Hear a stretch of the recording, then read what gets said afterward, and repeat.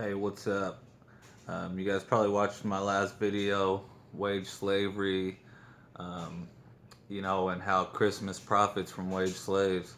But this video is going to be a little bit different, and I want to get more into depth about what a wage slave really is. Um, because a lot of people think that, everyone with a job is a wage slave, and, anybody with a job is going through slavery.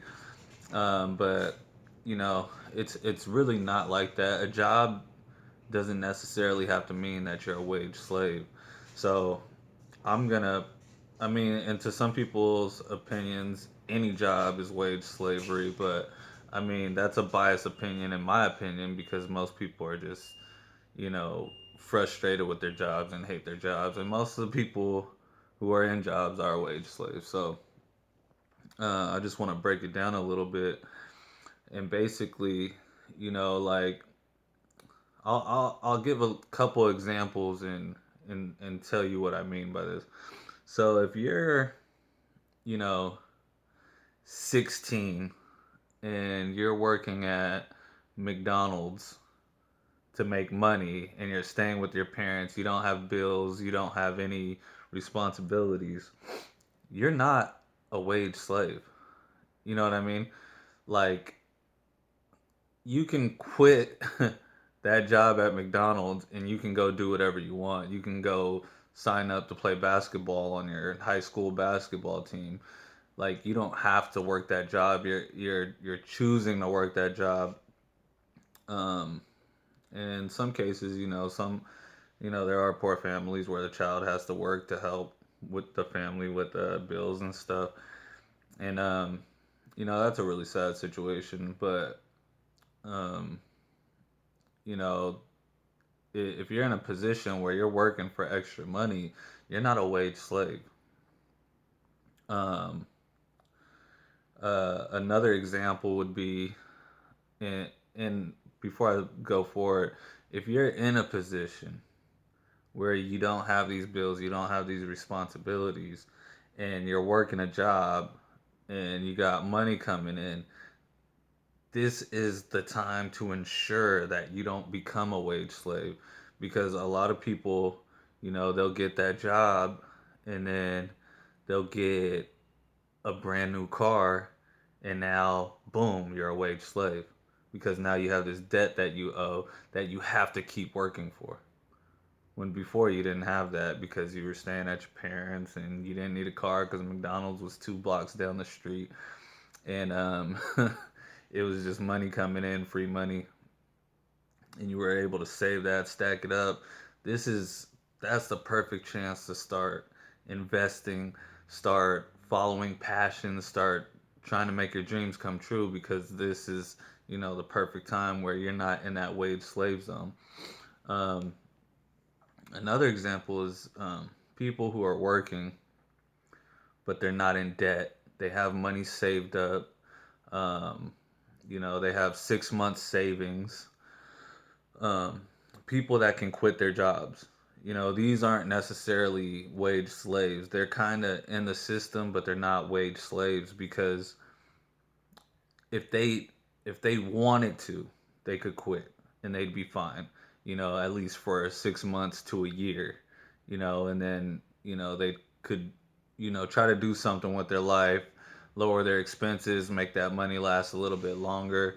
They can't retire for life, but they have some flexibility to try to make something happen in their life, so they're not just working. So to break it down, what a real wage slave is somebody, and it's crazy because you would think it's just like lower class, people who are working 2 or 3 jobs just to pay the rent, who didn't get a chance to go to college. And we have this misconception that wage slaves are just, people who aren't doing well in life. But this could go up to middle class, upper middle class. The super rich, of course, they're the ones that have the wage slaves. They're the ones that own the wage slaves. So they're not, They're not dealing with this, but um, a lot of people in the middle class, upper middle class, what happens is they're making 100,000 a year, and that's like upper middle class. That's upper middle class. Middle class is like 30 to 50,000 a year. Lower class is like 10 to 20,000 a year. Excuse me. Um, but yeah, so they're making 100,000 a year. So then they get a loan on this $1 million home. They put their kids through college on a loan. They get a car on a loan. They buy a boat on a loan. They buy an RV on a loan. So now they're, making 10,000 a month, and they're in debt, and they're paying 10,000 a month. Their mortgage is high because they got it too soon. They didn't have good credit. They got it at a high percentage, and all these things accumulating. So now they're wage slaves because now they're in debt so much that all they need a job to support their lifestyle. Like, because that same person could not be a wage slave. That same person could live in a one-bedroom apartment, making 100,000 a year, uh, drives a 2002 Honda Civic. I say Honda Civic because those usually last that long. Um, but doesn't own a boat, doesn't own an RV, doesn't have a mortgage. You know, doesn't have anything to where if he needed to, quit quit his work and go travel and do something, he has money saved up, investments, no loans or anything like that. That's not a wage slave, because this guy has his shit together and he's not buying things that's unnecessary.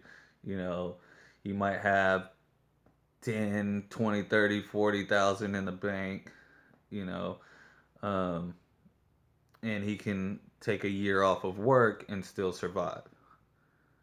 But a lot of people don't have that luxury. They have kids and a mortgage and, a lot of this stuff, and they're in debt.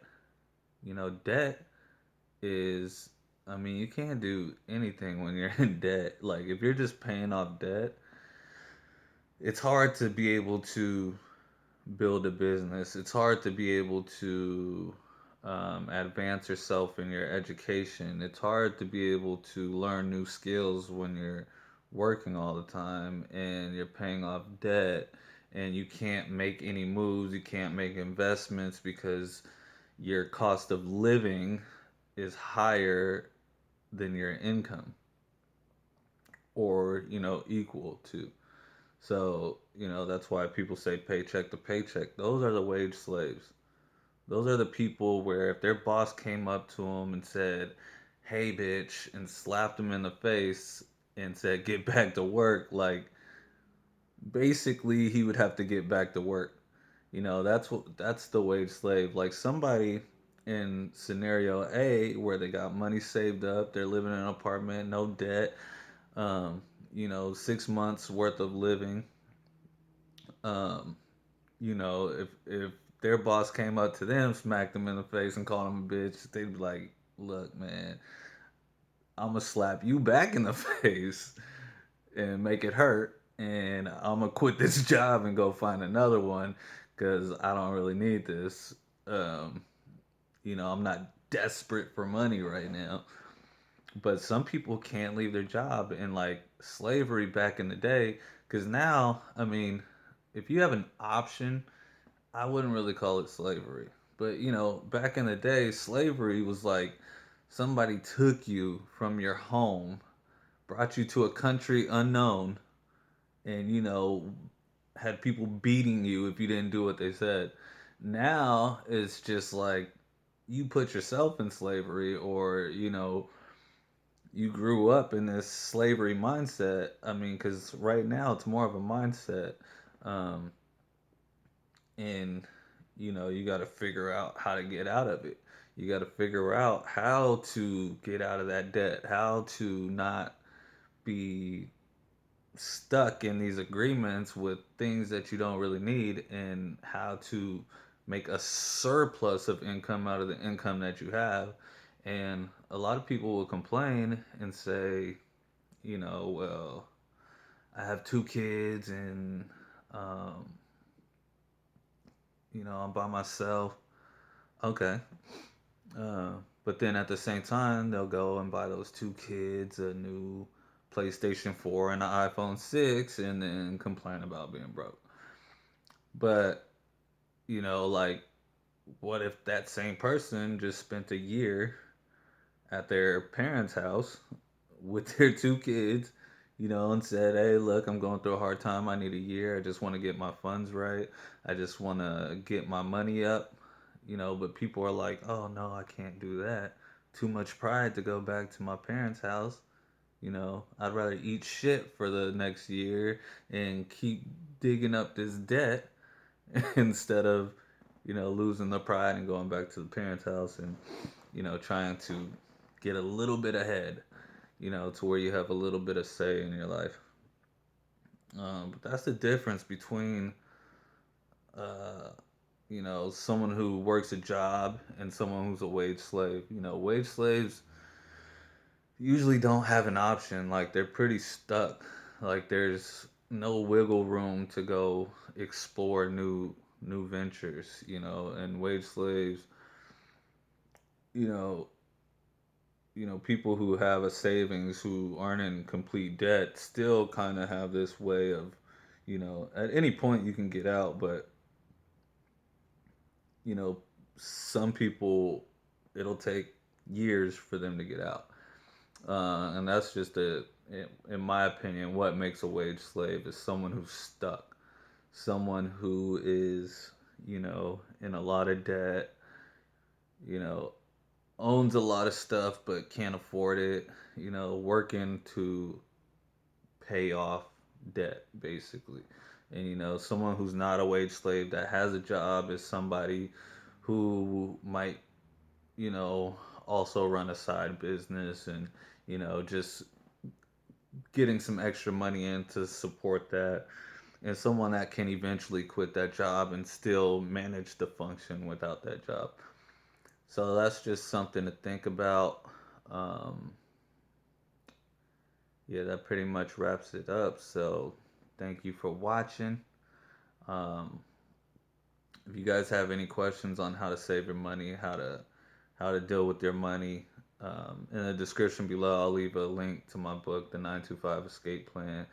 It's really helpful to most people. It's probably really basic, but I mean, to a lot of people, they need this information. It's great information, and it'll really help get you out of a rut. So, click below, look in the description, get the link to my book, The 925 Escape Plan. And yeah, I hope the best for everybody. For those of you out there that feel like wage slaves, just know that if you put your mind to it and, start saving money, stop spending stupidly, um, you'll make it out. You'll make it out. You can do something.